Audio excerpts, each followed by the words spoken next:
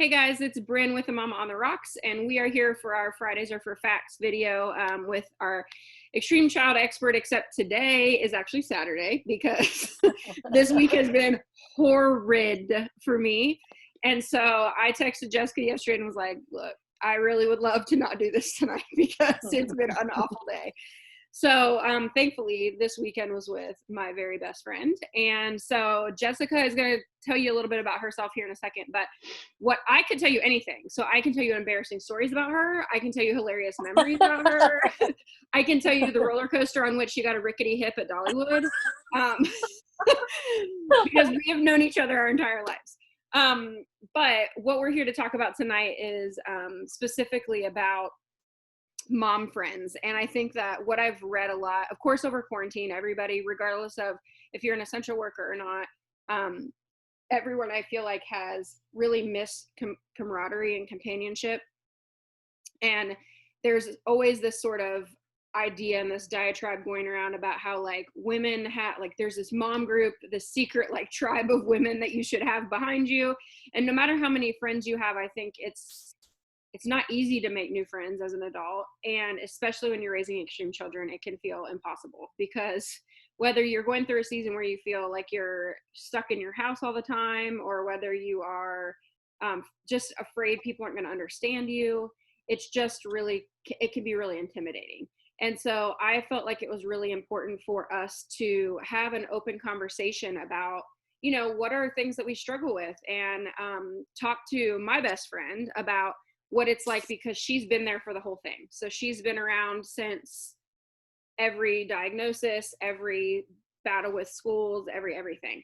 And so I thought she would be a really good expert to have on to kind of talk to us about what is it like from the flip side, because our oldest is our extreme child. So I don't have anything to compare it to. I didn't raise a neurotypical child and then have an extreme child, so I know that difference. And so Jessica, if you want to just kind of introduce yourself, tell us what you do, tell us your child, who your child is and how old he is, and then we'll go from there. Okay. My name is Jessica Hartman. I actually have been working for the same company for going on 20 years. July will be my 20th year.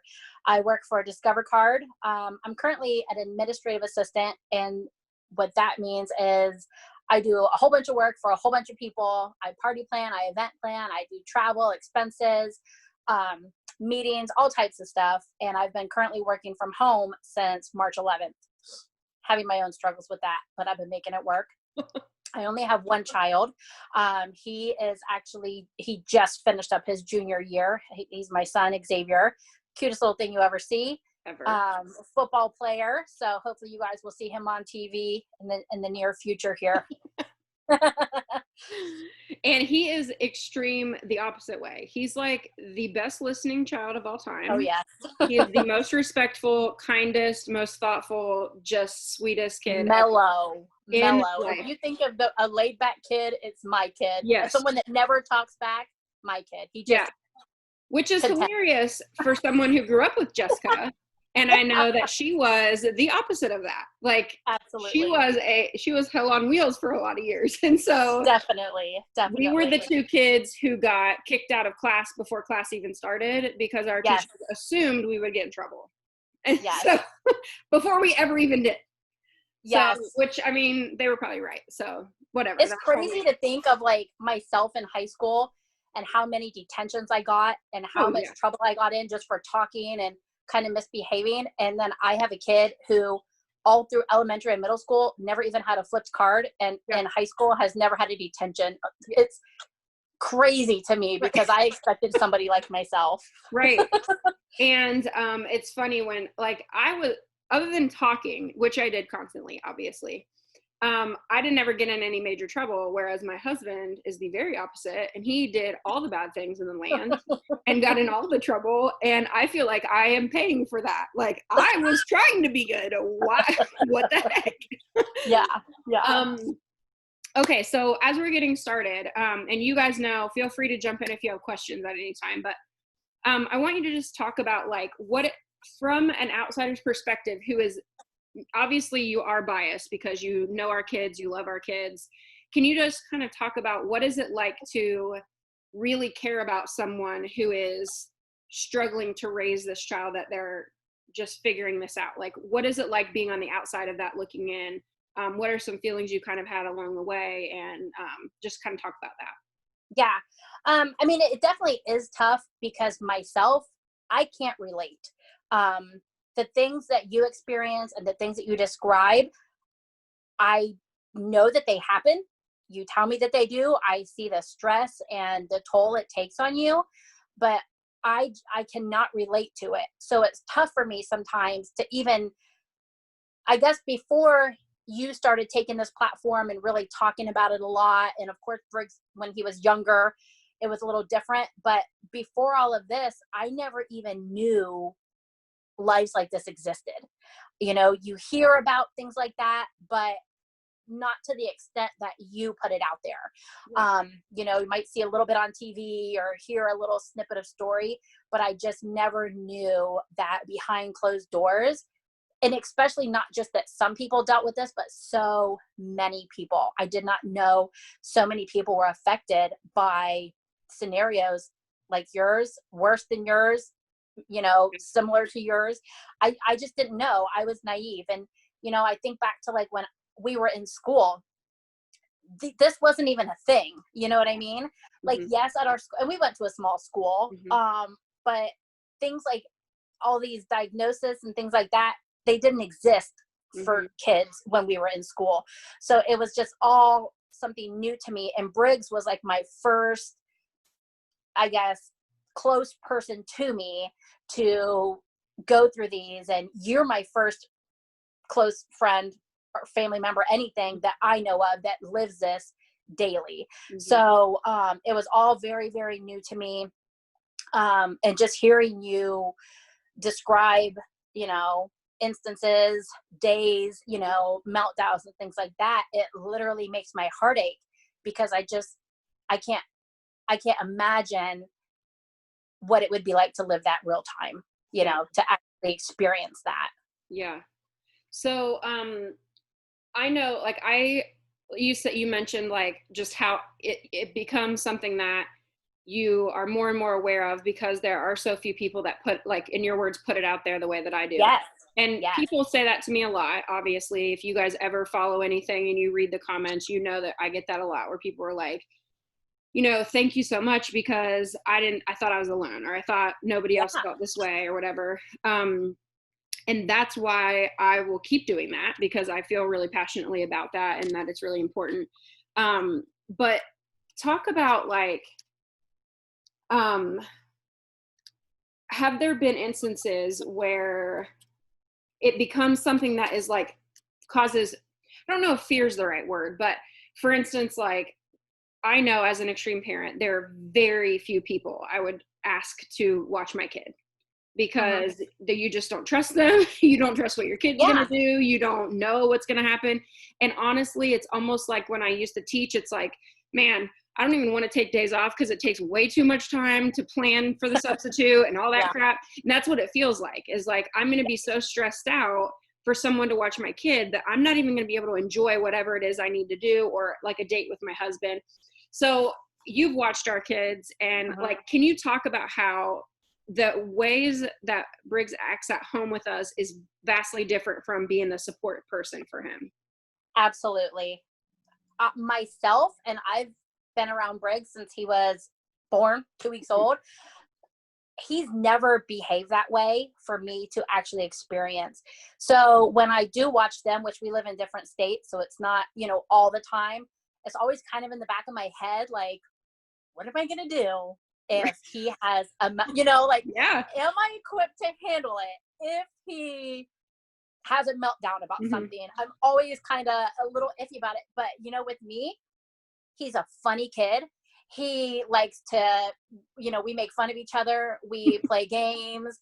We play action figures. You know, like when he's with me, I feel like he doesn't have these diagnoses. He doesn't have these mental health issues because he's just my buddy, you know, he's just my little pal. And we interact, we laugh, we have so much fun. And I've just never, with my own eyes, witnessed or experienced him having a bad day or a bad meltdown or anything like that. So that also kind of makes it a little tough sometimes for me to totally understand, because I've never personally experienced it. And I know that it happens, and I know that it's real, and I know, you know, the stress that you get from it is absolutely real. And I know it tears your heart up, you know. But when he's been around myself and my son, or, you know, and I've been at family functions and things like that, he is literally an average boy. Yeah. An average funny boy. And Jody and April, so that you know too, we, you know, for the majority of being adults, Jessica and I have lived out of state. And so will come for long weekends to visit, or we'll go there to visit. And so I don't, like, maybe chime in, the two of you, but do you experience where, like, for instance, they're getting ready to come visit next week, and I guarantee that Briggs will be totally fine the whole time they're here for a few days. And then the next 3 days, we literally can't do anything because he will have a complete, like, it's like he's held it together for those 3 days. And so it's going to be a complete meltdown city for at least 2 or 3 days to recover. Do you guys experience that, where they act a little bit, they keep it together for other people, and then it's a mess afterwards? Oh, definitely. My daughter's 17 now, so we are past a lot of that, but I've been alone for 17 years with this. So let me just tell you, this is amazing. I cannot even, like, Jessica knows, because she's been a single mom for the majority of the time raising Dave. And I remember writing, Single Parents Are My Heroes. What was that, like 2 years ago, Jess? And I sent it to her. A couple years ago, yeah. I was like, is this right? Because it was just all these things that I felt like I was watching her go through. And, you know, we've been friends for 30 years. So we've watched each other go through different seasons and different struggles at different times. And it was just like, I felt like I had to have an anthem for, you know, single parents. Because I was like, how in the heck? Like, well, I didn't mean I was a single parent. I meant like having any group that knew anything. I mean, I've spent most of my oldest daughters, because my neurotypical is my youngest, so I have nothing to go by with that. I'm like, is this normal? What are they supposed to do? But yeah, and living your life. Yeah.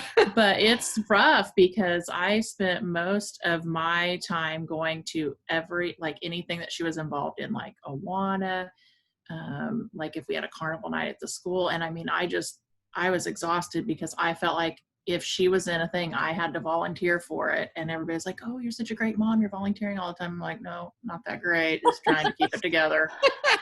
Yeah. How about you, April? Have you experienced that too with yours? I have. My friend actually lives out of state too. My best friend for years and years. And we hardly ever got to see each other. And so, well, she is now actually living in our state, and it's hard for us to get together now. She has 5 kids. I have 1. Yeah. And so, yeah, it's a 5 big kids difference. Is a lot And of then, children. That is a lot. yeah, yeah. And he'll be okay with when we go visit them. But then it takes us forever to get him back down when we get home. I mean, it could be a week, and he's still amped up. Yeah. And doesn't know how to deal with all the things he was feeling, I guess. I don't know. Yeah. And then when you try to talk to somebody, like my oldest will go to my dad and stepmoms, and she would stay, and they're like, oh, she's a perfect angel. And oh my gosh, that'd be crazy. And blah, blah, blah, blah, blah. And then she'd get home, and I'm just like a week or two, and my husband and I are like, I know. Why did we? Jessica's like, I don't know. He's like the perfect kid. And I'm like, seriously, get out. Leave. Brendan Spence used to get mad at me. Like, yes. You know, when he was younger, they would say stuff sometimes before he had any diagnosis or anything. And I'd be like, you guys are nuts. He is such a good, like, they would get mad at me. Yeah. And I never really understood it, because I'm like, what are they talking about? Like, this is a normal little, little kid. And like, I didn't get it. And also she like, not only just like take him for a night or take him for a whole day or whatever, she'll like take him to do big fun things, or like we have done like long weekend vacations together. And I'm like, as you guys probably have experienced, anything like that can be crazy overwhelming for our kids. It might be overstimulation. It might be just the excitement of all of it. You know, as a parent, you're planning around meds and therapy visits and school and 50 other things. And so she's like, let's get a corn dog and go down the water slide. I'm like, oh my gosh, I'm going to run away because I'm going to have to deal with the fallout of that kid.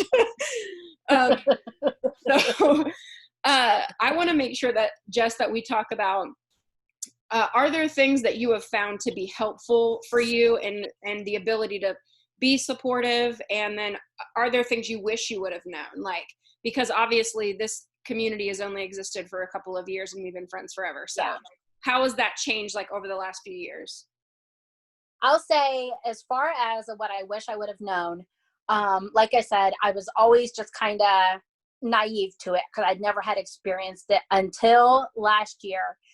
I was at Zambezi Bay, which is a big water park here, with my son and his friends and stuff. And all of a sudden, unannounced, all the lifeguards blew their whistles and made everybody get out of the wave pool because they were doing like a mock save somebody from drowning.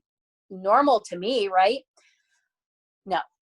There was a kid, like a teenage-ish kid, I would say 16, 17-year-old boy, but he was a big boy. Weight and height-wise, he was a big kid. He had a meltdown. And until that happened, I had never seen such a thing. And I remember I texted you that night because I was horrified. Yeah. He was having, and it was like a violent meltdown. And it was just him and his mom. And, you know, he was hitting his mom, slapping his mom, screaming and wailing and all this stuff. And nobody knew what to do. Nobody knew what to do. And then I felt so bad because I don't know what to do. And so many people were just kind of standing around, literally with their jaw down, watching. Yep. It was dead silent except for this one kid wailing. Even 2 police officers come over. They didn't know what to do either. They kind of just stood there. I mean, it was obvious that this kid was having a meltdown, but nobody knew what to do to help this woman. And this poor woman was getting smacked and her hair pulled and all types of stuff. And then it was crazy because as soon as the whistles blew, that kid got right up and went right back in the water. Nothing happened. Yep. Like that was the first time like I was actually able, and I thought like, oh my gosh, like this is what Bryn is talking about. And it made me scared for, you know, at that time, and still Briggs is small, you know, you can still handle Briggs. Yes, I'm sure tougher as he's getting older, but I was just thinking like, my goodness, like when Briggs gets bigger, it hurt my heart, you know? And I remember I texted you that night and I was like, oh my gosh, I feel so bad. I just never knew until last summer what it looked like, what it sounded like. And I still don't even know what to do as a bystander or as a family member that's there when that happens. Right. You know, I'm sure that mom was horrified, you know. Oh, yeah. It was a packed place and it drew such a crowd. My chair was actually right next to theirs and I'm just like, I don't know. But that,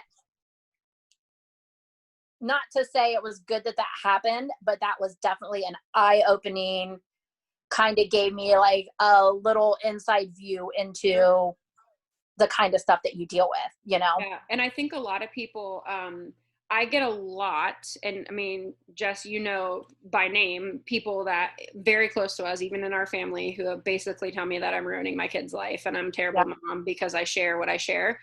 And that's fine.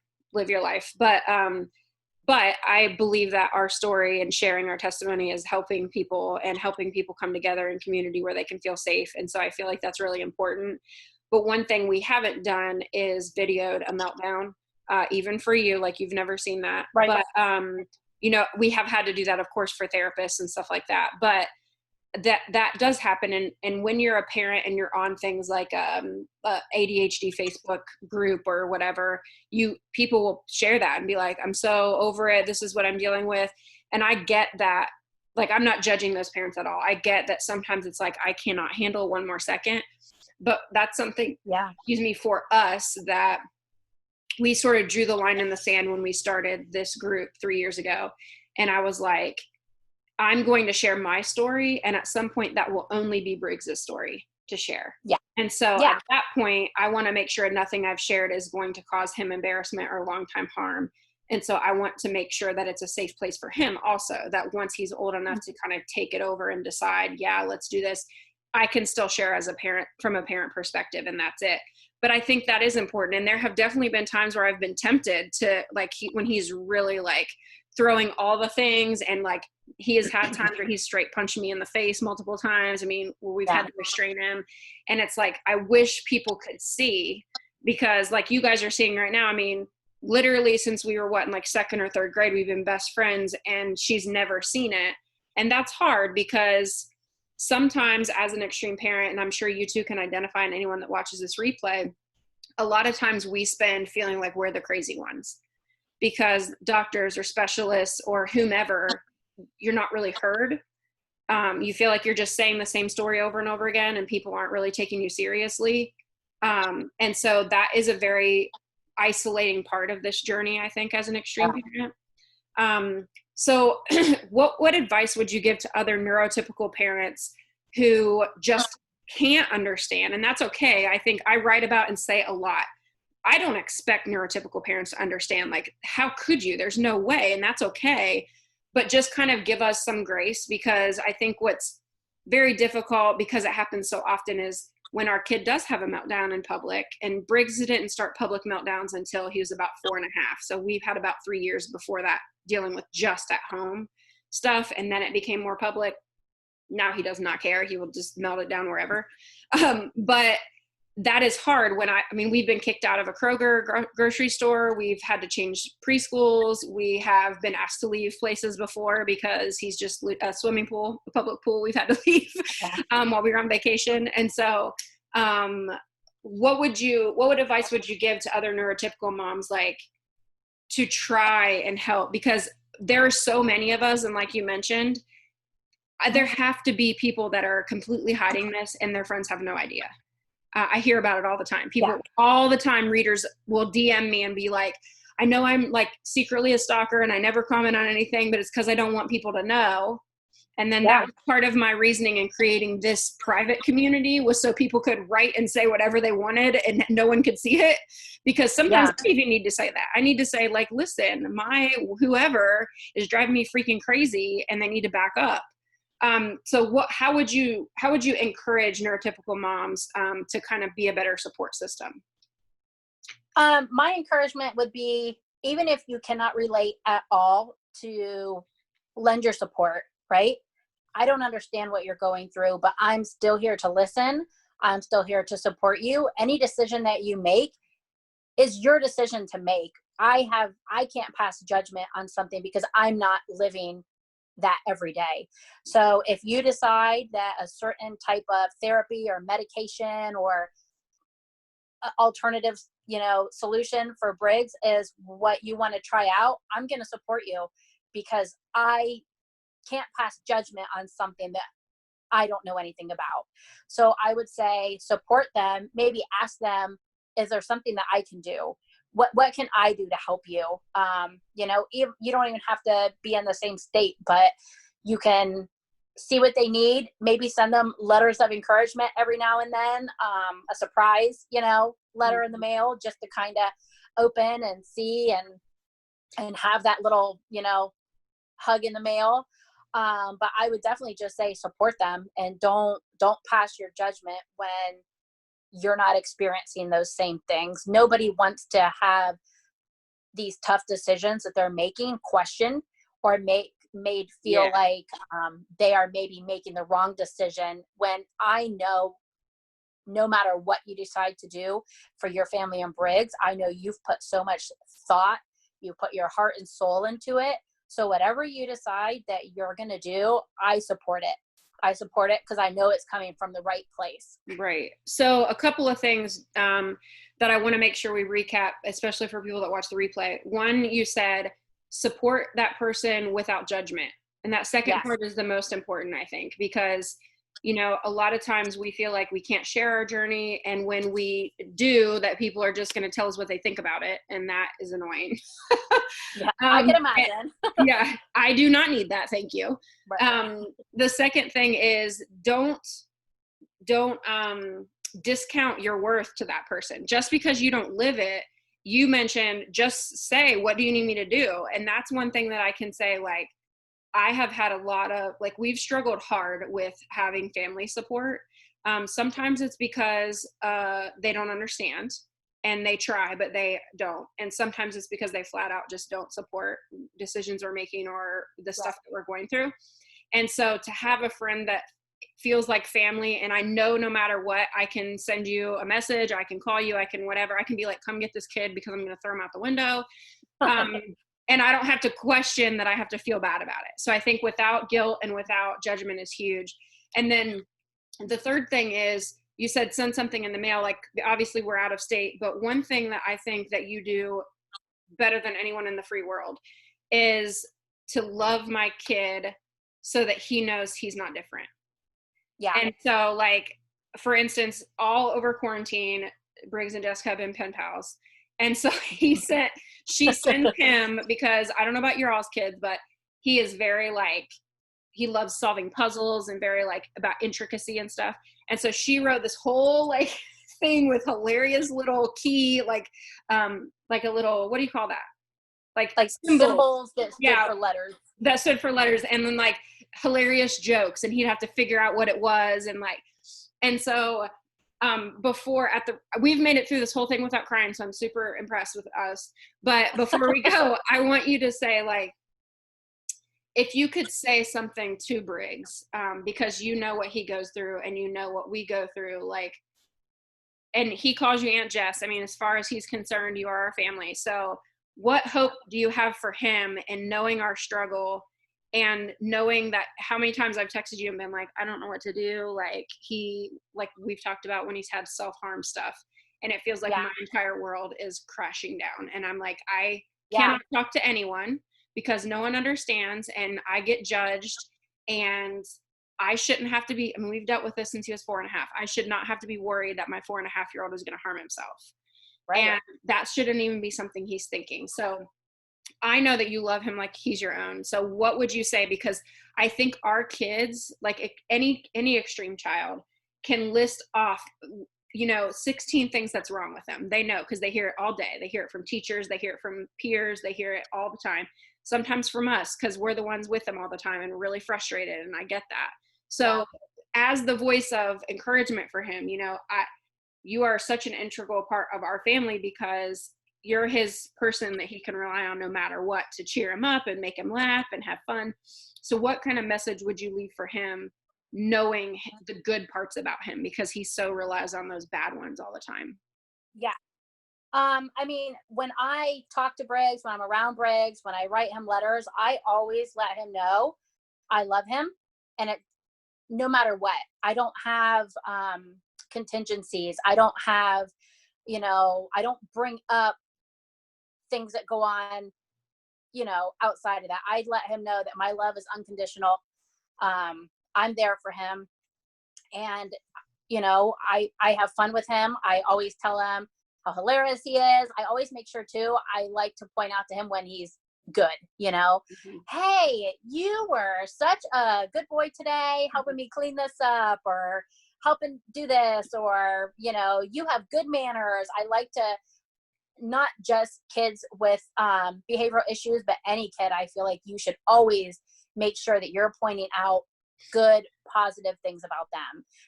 It could be the smallest thing ever. Thank you for holding the door open for me. What a good gentleman, Yeah.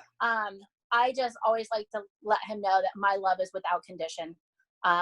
It doesn't matter what he does. It doesn't matter how he behaves. I love that kid. Mm-hmm. So I want to make sure that everybody understands that I said at the beginning of this, finding mom friends is hard. At least it's hard for me. the nature of my job, I travel a lot and I speak to thousands of people and then I'm tired. And so like, it doesn't sound fun to me to just go out and make new friends. I'm like, I'm an adult. I have a couple friends. I'm good. And so I think it's so important for us to remember as extreme parents that it's so crucial that we find adults that are going to be good role models for our extreme children and are going to love them without condition and are going to make an intentional effort to encourage them, to do special things for them. I think no matter who you are, no matter what your issues are, everybody has baggage. Everyone needs someone who is their champion, who is their cheerleader, who thinks they're like the greatest thing ever and can do anything, even if we all know you're not going to do anything except take out the trash. Like that's what you're going to do, and that's fine, and be happy about it. But everybody needs that person. And so I would just encourage you guys this week to, if you don't have somebody that is that person for your kid, that you go and find someone and that you make that your mission, because it's going to be different, have a different impact on your kid when it's not the parent saying it, because we're the ones with them all the time. And so what Jessica says, she can literally say the exact same thing to Briggs as I just said, and he will have no idea what I said, but he will listen to everything she said like it was a brilliant idea, and I'll be like, oh, I wish I would have thought of that. I did 30 seconds ago when I just said it. You didn't listen. So thank you so much for spending time to talk to us tonight, and you guys, thank you for showing up. And anybody watching the replay, make sure that you share this with your friends and we're able to kind of encourage each other, because I think that's the goal here, is to create community that's safe. So thanks, guys. See ya. All right. Bye, guys.